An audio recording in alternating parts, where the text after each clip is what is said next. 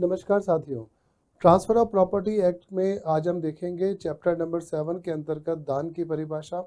दान को टीपी यानी कि ट्रांसफ़र ऑफ प्रॉपर्टी एक्ट में सेक्शन 122 में परिभाषित किया गया है। तो दान यानी कि गिफ्ट जो है उसका मतलब यहाँ पर क्या होता है। दान का मतलब है कि जब कोई भी व्यक्ति अपनी इच्छा से बिना किसी प्रतिफल के अपनी सामर्थ्य के अनुसार किसी व्यक्ति को कोई भी वस्तु देता है तो उसे जो है गिफ्ट या दान कहा जाता है। मुस्लिम विधि में दान को हिबा जो है वो कहा गया है। तो देखिए, दान के अंतर्गत प्रतिफल यानी कि कंसिडरेशन का होना आवश्यक नहीं है। तो दान जो होता है वो एक व्यक्ति किसी दूसरे व्यक्ति को जो है वो देगा। तो आइए जरा इसको डिटेल में समझते हैं। तो आज हम बात करेंगे टीपी की चैप्टर नंबर 7 में। तो देखिए, चैप्टर नंबर 7 जो है ये बात करता है दान, जिसे हम इंग्लिश में गिफ्ट कहते हैं। अब देखिए, यहाँ पर जो है सेक्शन नंबर 122 से लेके सेक्शन नंबर 129 जो है वो कवर होते हैं। गिफ्ट यानी कि जो दान है, दान की परिभाषा जो है सेक्शन नंबर 122 जो है उसमें दी गई है। और यहाँ पर ये समझिए कि जब मुस्लिम विधि की बात करते हैं तो मुस्लिम विधि में दान को हिबा जो है वो कहा गया है। और उसके अलावा हम यहाँ पर देखते हैं कि दान में जो है प्रतिफल जो है उसका होना आवश्यक नहीं है। प्रतिफल इसमें नहीं होता।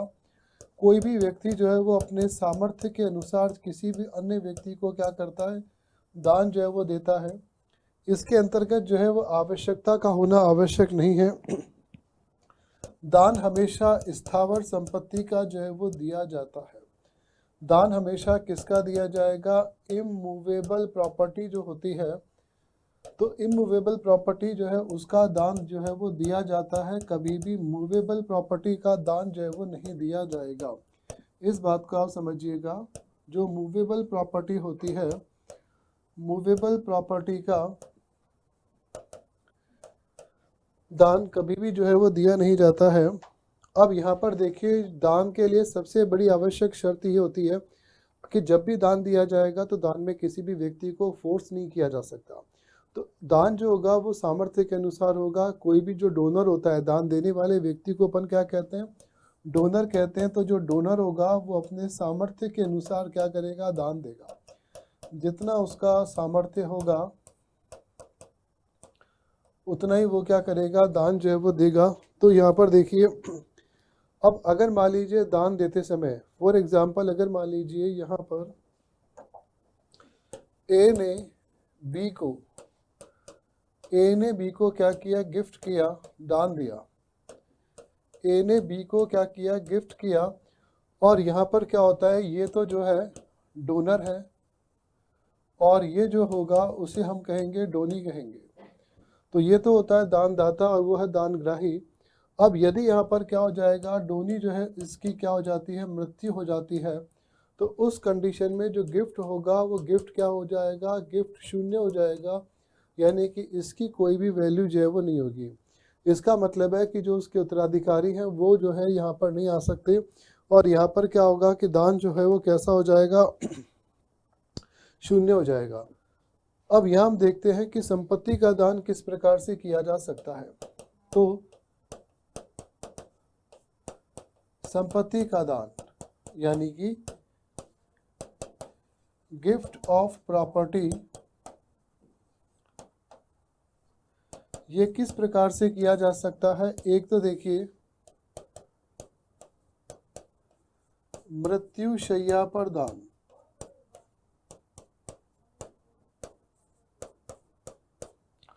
एक तो हम देखते हैं कि मृत्युशैया पर दान। उसके अलावा होता है वसीयत पर दान। और एक हम देखते हैं जीवित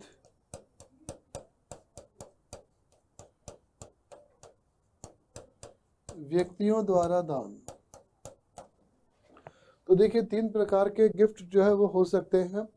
पहला देखते हैं मृत्युशैया पर दान होता है, दूसरा जो है वो है वसीयत पर दान होता है, और तीसरा अपन देखते हैं जीवित व्यक्तियों द्वारा दान होता है। हमारा जो टीपी एक्ट है वो यहाँ पर इसकी परिभाषा जो है वो नहीं देता, यानी कि यहाँ पर कहीं पर भी मृत्यु शैया पे दान या वसीयत के पर दान जो है उसकी बात कभी नहीं की यहाँ पे की नहीं गई है, जबकि जीवित व्यक्तियों के द्वारा दान जो होगा उसकी बात की गई है। यानी कि जो हम लोग सेक्शन नंबर 122 में पढ़ते हैं, तो जो सेक्शन नंबर 122 हमारा कहता है वो कहता है जीवित व्यक्तियों के द्वारा दान की बात करता है टीपी का सेक्शन नंबर 122। अब यहाँ पर देखिए कि दान जो है यानी कि गिफ्ट की एक आवश्यक शर्त यहाँ पर यह होती है कि जब किसी भी व्यक्ति ने क्या किया, दान दिया, तो दान जो होगा तभी माना जाएगा कि जब वो क्या किया जाता है, एक्सेप्ट किया जाता है। अगर मान लीजिए स्वीकृति है तभी जो है वो दान जो है वो होगा, अगर स्वीकृति नहीं होगी तो दान पूरा नहीं माना जाएगा। तो दान के लिए स्वीकृति का होना आवश्यक है। अब यहाँ पर अपन देखते हैं कि असेंशियल एलिमेंट कौन कौन से होते हैं। तो देखिए दान के जो आवश्यक तत्व हैं वो कौन कौन से होते हैं उसको अपन समझते हैं। तो सबसे पहले यहाँ पर देख सकते हैं अपन लोग कि असेंशियल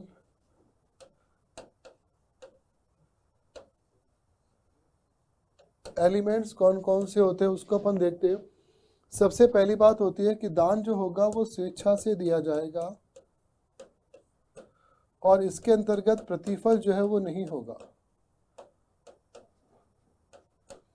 इसके अंतर्गत क्या होता है, प्रतिफल जो है वो नहीं होता, स्वेच्छा से जो है वो दिया जाता है। तो दान के अंतर्गत क्या होता है, प्रतिफल जो है वो नहीं होता। जबकि आपको ये समझना होगा कि जो अनुदान होता है, अनुदान यानी कि जो ग्रांट होता है, अनुदान यानी कि ग्रांट जो होता है, ग्रांट के अंतर्गत देखिए प्रतिफल जो है वो होता है। जबकि अपन बात करते हैं, दान की बात करते हैं यानी कि गिफ्ट, तो गिफ्ट के अंतर्गत देखिए प्रतिफल यानी कि कंसीडरेशन जो है वो नहीं होता। इसके अलावा देखिए दान जो होता है वो दाता की इच्छा पर निर्भर करता है। यानी कि जब एक व्यक्ति किसी दूसरे व्यक्ति को स्वेच्छा से कोई वस्तु देना चाहेगा तभी उसे क्या कहेंगे, दान कहेंगे। तो यहाँ पर क्या होगा कि बलपूर्वक दान जो है वो नहीं दिया जाता। तो दान जो होता है वो हमेशा स्वतंत्र इच्छा पर निर्भर करता है। जिस व्यक्ति की स्वतंत्र इच्छा होगी वो क्या करेगा, दान जो है वो करेगा। दान एक्सेप्ट किया जाएगा तभी दान पूरा माना जाएगा। अगर दान यानी कि गिफ्ट जो है वो एक्सेप्ट नहीं हुआ है तो यहाँ पर देखिए गिफ्ट को, दान को नहीं माना जाएगा। अब यहाँ पर अपन देख सकते हैं एक केस आता है खुशमनानी वर्सेस बैनी राम का एक मामला है जो कि हमारे सामने है। तो देखिए यहाँ पर क्या है, खुशमनानी वर्सेस बैनी राम का एक मामला है जिसके अंतर्गत क्या था कि जो वादी जो थी वो एक बिना पढ़ी लिखी महिला थी। और होता क्या है कि जब उसको दान विलेख किया जाता है, गिफ्ट डीड की जाती है, तो उसको पढ़ के सुनाया नहीं जाता और बिना पढ़े ही उसके साइन करवा लिए जाते हैं, यानी कि फर्जी हस्ताक्षर जो है वो करवा लिए जाते हैं। अब देखिए होता क्या है, यहाँ पर जो है ना ही उसको कोई संपत्ति का कब्जा प्रदान किया जाता है। तो जब मामला कोर्ट में जाता है तो यहाँ पर कोर्ट जो है वो ये कहता है कि इस प्रकार का जो दान विलेख है, गिफ्ट डीड है, वो क्या है, अमान्य है, वो शुरू से ही क्या है, वॉइड है। तो इसको क्या माना जाएगा, अमान्य माना जाता है। ये एक प्रकार से इलीगल है, क्योंकि जब भी गिफ्ट डीड होता है तो गिफ्ट डीड में जो जिसके नाम पर कोई भी संपत्ति, कोई भी प्रॉपर्टी गिफ्ट की गई है उसको जो है पढ़ के सुनाया जाना चाहिए। और यहाँ पर उसे पढ़ के नहीं सुनाया गया और बिना पढ़े उसके साइन जो है वो ले लिए गए। तो यहाँ पर क्या होता है कि जब भी दान विलेख होता है यानी कि गिफ्ट डीड होता है, तो गिफ्ट डीड को जब प्रस्तुत किया जाता है तो यहाँ पर देखिए गिफ्ट डीड जो होता है उसका जो एग्जीक्यूशन होता है, वो एग्जीक्यूशन जो है वो विटनेस के निष्पादन होने पर होता है। यानी कि जब तक विटनेस नहीं होगा तब तक जो है यहाँ पर दान विलेख यानी कि गिफ्ट डीड को मान्य नहीं माना जाएगा। इसके अलावा देखिए एक और मामला है जो हम देखते हैं, सुभाष चंद्र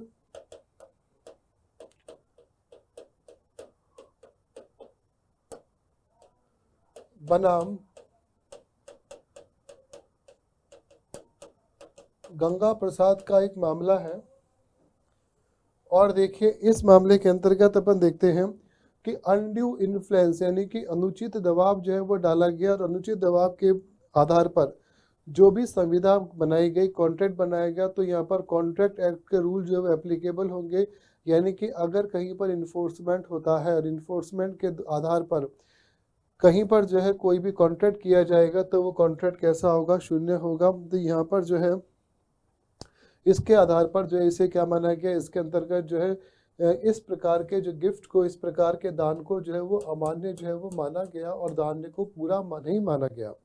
अगर मान लीजिए कोई व्यक्ति कमजोर आंख वाला है जो कि देख नहीं सकता या किसी को सुनाई नहीं देता या कम सुनाई देता है, तो उस कंडीशन में जो है अगर मान लीजिए ऐसा कोई व्यक्ति किसी भी गिफ्ट डीड को चैलेंज करता है, गिफ्ट डीड को चुनौती देता है, तो यहाँ पर देखिए कि इस आधार पर जो होगा कि इसको गलत साबित करने का भार जो होगा वो दान ग्रहीता पर होगा। यानी कि जिस व्यक्ति ने दान लिया है ये उसके ऊपर भार होगा कि वो गलत साबित करे। तो इसके आधार पर अपन ये देखते हैं कि यहाँ पर क्या होगा कि इस प्रकार का दान जो होगा वो गलत जो है वो माना जाएगा। इसके अलावा मान लीजिए अगर कहीं पर रिलीजियस मैटर की बात अपन करते हैं, अगर मान लीजिए रिलीजियस मैटर है या फिर मान लीजिए अगर रिलीजियस मैटर होता है, इसके अंतर्गत देखिए जो कंसिडरेशन है यानी कि जो प्रतिफल है वो नहीं होता। कंसिडरेशन यानी कि प्रतिफल जो है वो नहीं होता।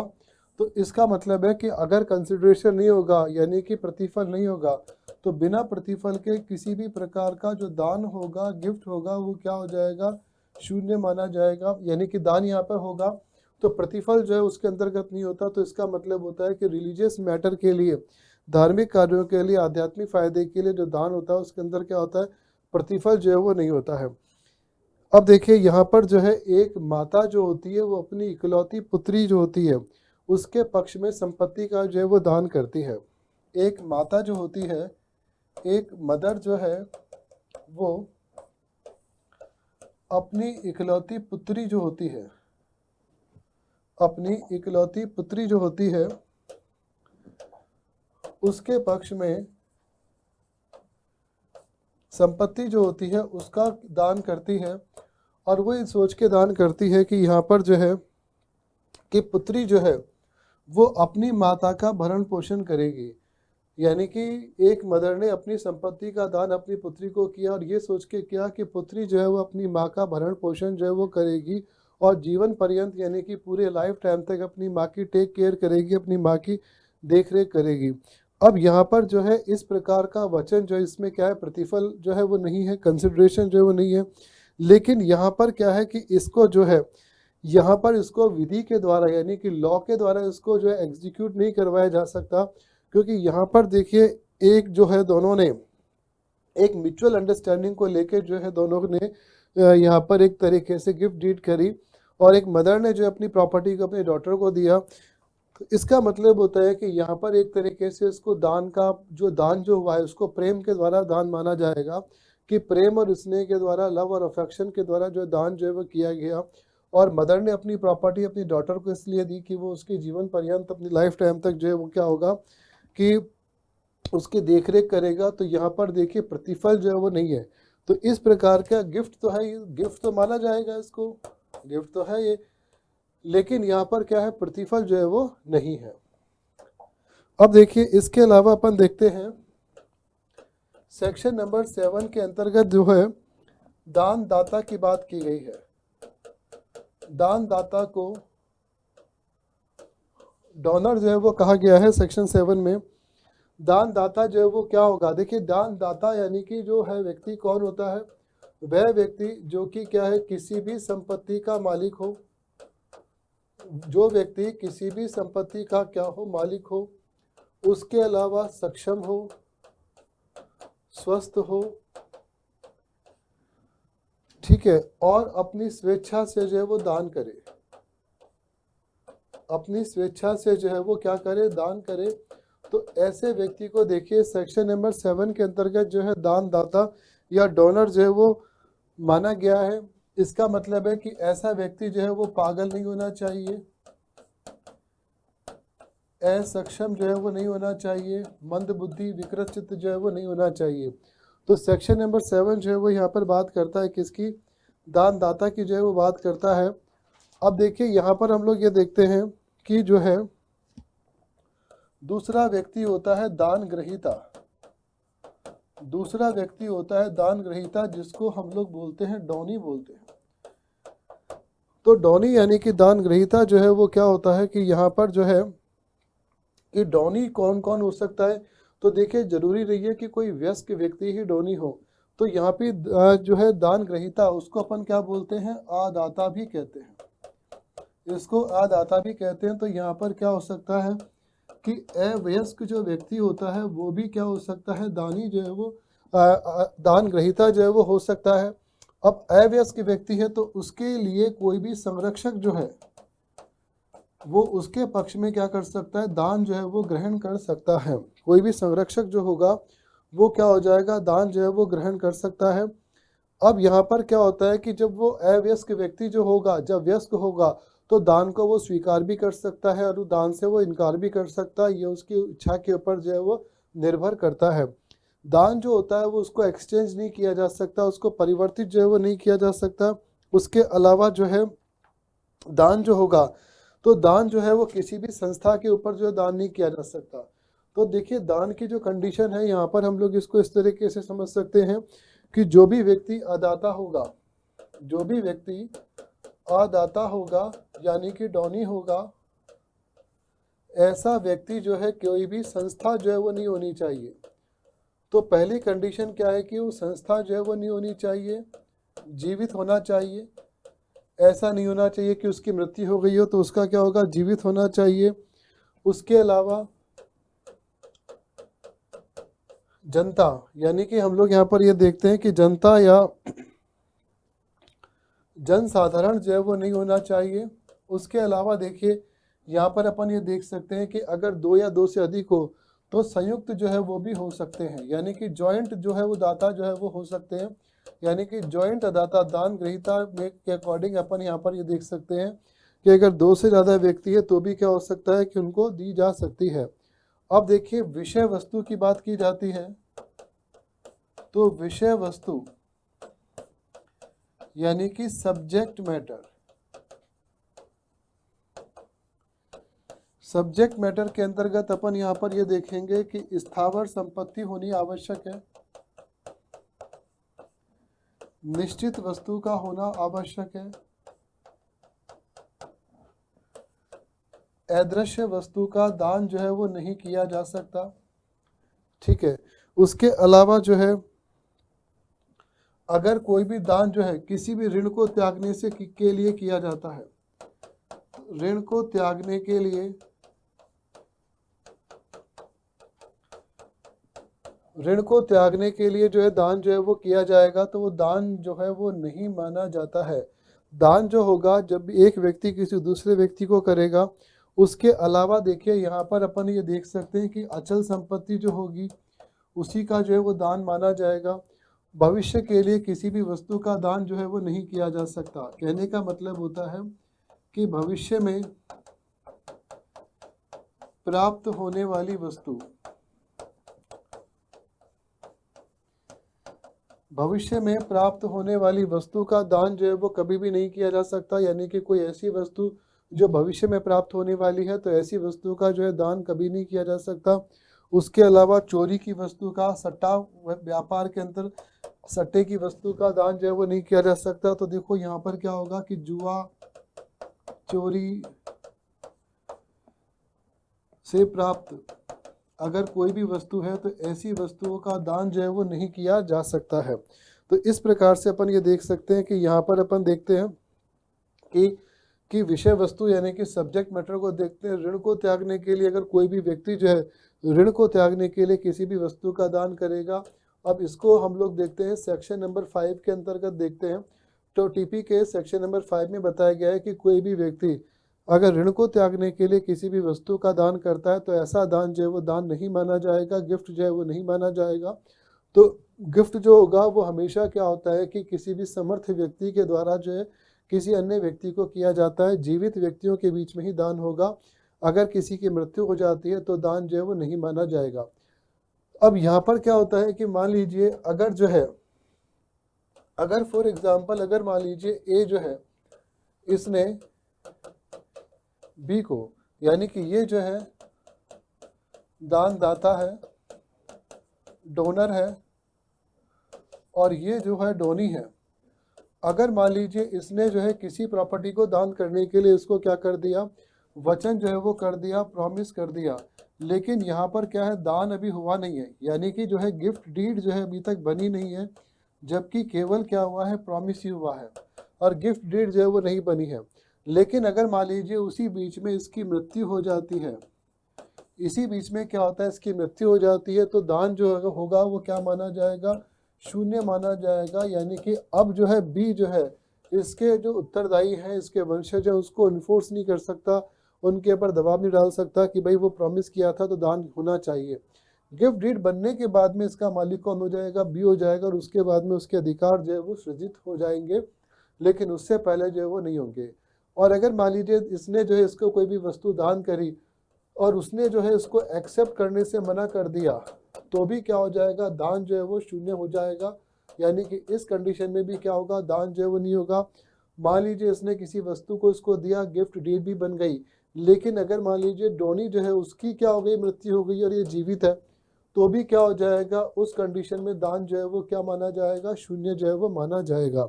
तो इस तरीके से section number 122 transfer of property act का चैप्टर नंबर 7 के अंतर्गत, इसके अंतर्गत जो है गिफ्ट यानी कि दान के बारे में बताया गया है। तो इस बात को अगर हम लोग देखें तो दान में और अनुदान में अंतर ही होता है कि अनुदान यानी कि जो ग्रांट होता है उसके अंदर प्रतिफल होता है, जबकि गिफ्ट जो होगा उसके अंदर प्रतिफल नहीं होता। तो ये था हमारा आज का सेशन जिसके अंतर्गत हमने दान को समझा। फिर मिलेंगे अगली क्लास में, तब तक के लिए नमस्कार।